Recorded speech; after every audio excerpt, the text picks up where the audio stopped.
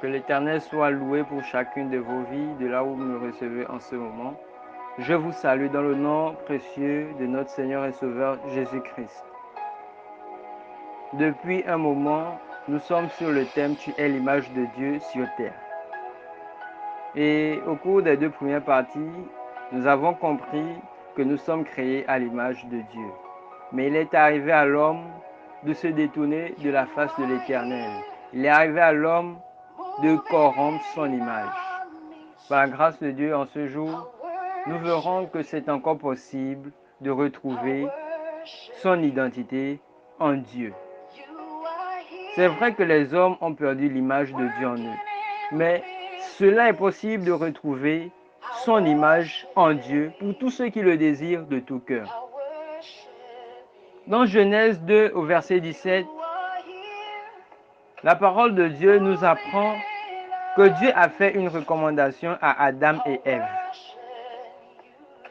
Il pouvait dire à Adam et Ève qu'ils peuvent manger de tous les arbres du jardin, mais celui qui est au milieu du jardin, l'arbre de la connaissance du bien et du mal, qu'ils n'en mangeront pas du tout.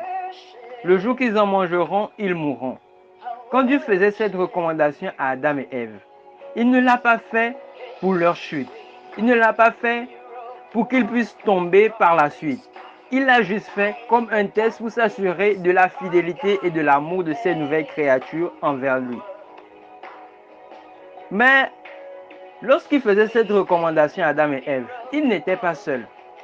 Il y avait Lucifer qui a écouté la conversation, qui a eu vent de ce que l'Éternel disait à ces nouvelles créatures, Adam et Ève.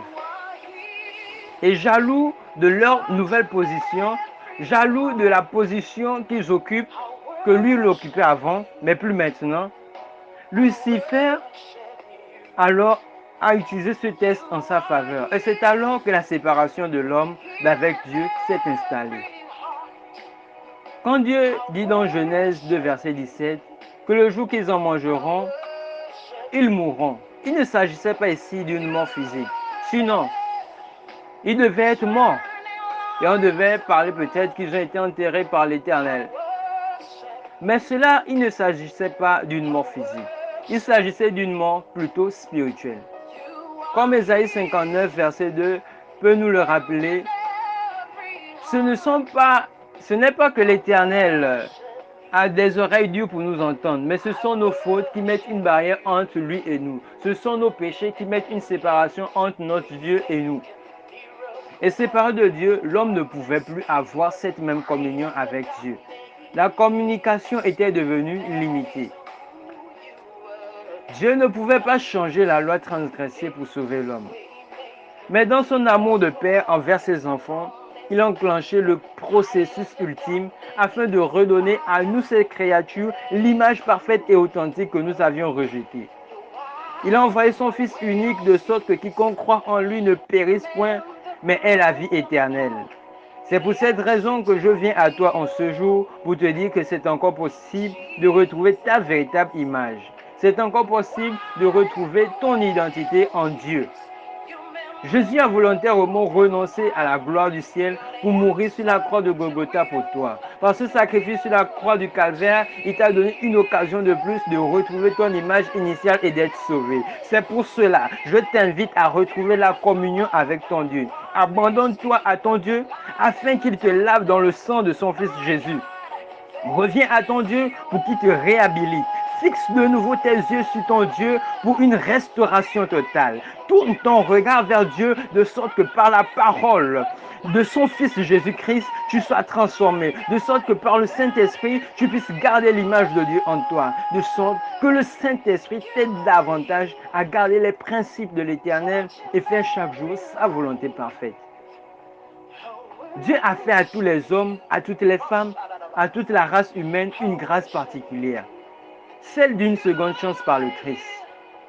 Par le Christ et l'action du Saint-Esprit en nous, Dieu nous accorde un nouveau cœur pour devenir comme lui. Dieu te fait cette grâce de revenir à lui par son Fils Jésus-Christ. Veux-tu bien saisir cette main? Par le Christ Jésus, tu peux retrouver ton image, ton identité parfaite en Christ. Ton identité parfaite en Jésus-Christ. Ton identité parfaite comme ton Créateur te l'a donnée. Je t'invite en ce jour à reconsidérer tes voies, à demander à Dieu de t'aider à garder son image parfaite en toi si tu l'as toujours. Et si tu reconnais qu'à un moment donné, ton image a commencé à se détériorer, tu fléchis tes genoux, tu demandes à l'Éternel de te ramener sur la bonne voie. Tu demandes à l'Éternel de te restaurer, de te redonner cet éclat, de te redonner sa gloire, de reconnecter ton esprit avec son esprit et que son esprit gouverne ta vie afin que tu fasses pleinement sa volonté. Que Dieu te bénisse abondamment. Shalom chez toi.